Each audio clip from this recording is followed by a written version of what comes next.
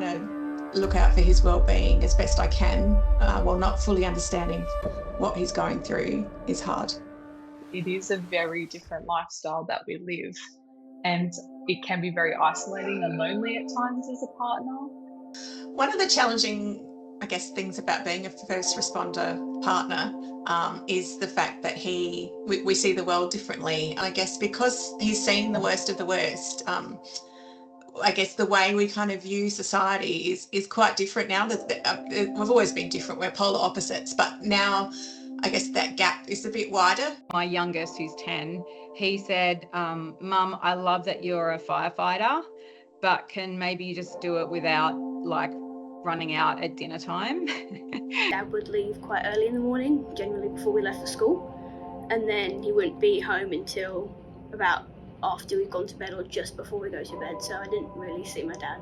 There was a couple of firefighters in southeast Queensland that one of them was a fatality, and that made me really think about the dangers that they must put themselves through on a daily basis. You sort of take it for granted that everything's going to be okay, but I think that incident brought it home that, hey, they really do put themselves in a dangerous position.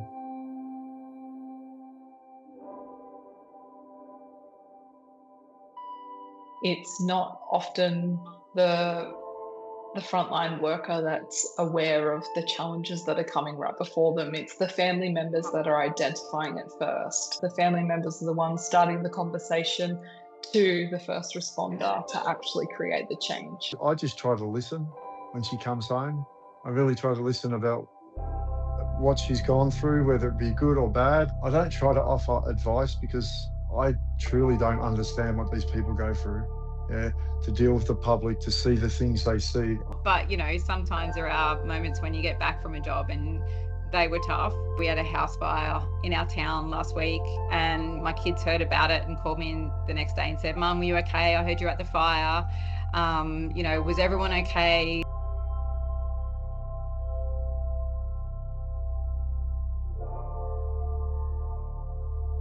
It's important for kids to see that they're not alone, that they have people like them, and they're not just the ones, I guess you could say suffering, but some kids feel really lonely. Some of the days that I came to a couple of Fortem events, it was good to meet the other people who were husbands or wives of, because then I got to discuss with them and I had some common ground with them about what their partner did. It's important to ensure that you have people that understand where you're at and that you can find your people and find your tribe. I think it's really important for that connection between first responder families to happen. You don't ever want anything to go wrong, but if ever it does, then you've got that network of support.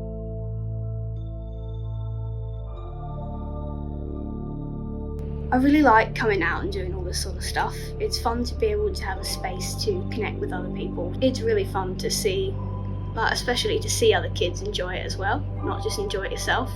And you see the parents and the families enjoying it too. It's really fun. We went to a stunt academy where they were jumping out of buildings and practicing stunts, and the boys loved it. I've actually grown to have a couple of really good friends through it. So one of the permanent firefighters who attended a few events, our kids got along really well, and we actually socially catch up now at a mate's, which is really lovely. Yeah, for us in our case, it definitely has helped us connect together as a family.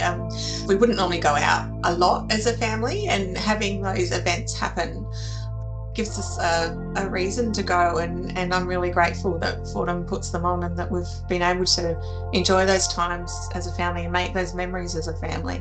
First responders are usually stressed, and if they come here, there's heaps of activities that they can do to get their mind off all the bad things. I think having a connection, I'm a social being, I'm a social person. I also have a friend who is the total opposite, who got injured at the station, and he reclused a lot and he became very withdrawn. Yet he would come out and take his kids out to do fun stuff, and we would connect there and see him, which was really good. It was like a reason that he needed to get out, and it was a connection for him. I think it's important that we use the activities and resources that Fortem and other agencies offer, because sometimes it's not even about you going to see that you might need help, but you might connect with someone there that actually does need your help and you don't even know it. And sometimes just by saying hello, there might be someone struggling who comes to that event. So you never know who you're going to help just by saying hello. So.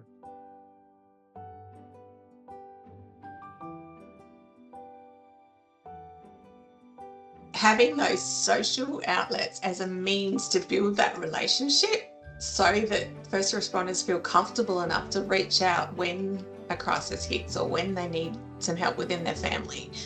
There has to be trust, and that's what you're providing through running those social activities. It just helps people to feel safe, and then when they're in a situation where they're needing help or don't feel safe, they can then feel comfortable to reach out. When we come together and do all sorts of social things, and we do rock painting or laser tag and go to water slides, and we have all sorts of fun and go and do everything, you see little kids' face light up, and it brings you what this is all about. I really loved the event that we went on. I got out on a board and we caught a couple of waves and stood up, and it was fantastic, and we had a ball. It does ignite the importance of getting out with your partner, but other than just renovating a home or the day-to-day grind of work, it does give you that reminder that, hey, there's things out there that we can go do and enjoy. I mean, and that's without Fortem as well. We literally went on this train ride, you crack nuts together, you pat animals, and I can just remember it just gave me this feeling of, oh my God, the kids and I are going to be okay. Getting emotional now talking about it. Yeah, because sometimes it's hard, right? So, sorry.